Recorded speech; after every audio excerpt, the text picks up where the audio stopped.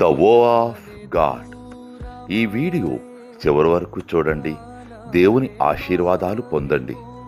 దేవుని నామములో మీకు నా హృదయపూర్వక వందనములు. మిమ్మల్ని మీ కుటుంబమును దేవుడు బహుగా ఆశీర్వదించునుగాక.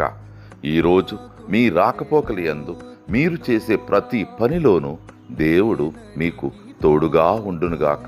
మీరు ఊహించిన అద్భుతాలు, ఆశ్చర్యకార్యాలు ఈరోజు మీ దేవుడు మీ జీవితంలో చేయునుగాక.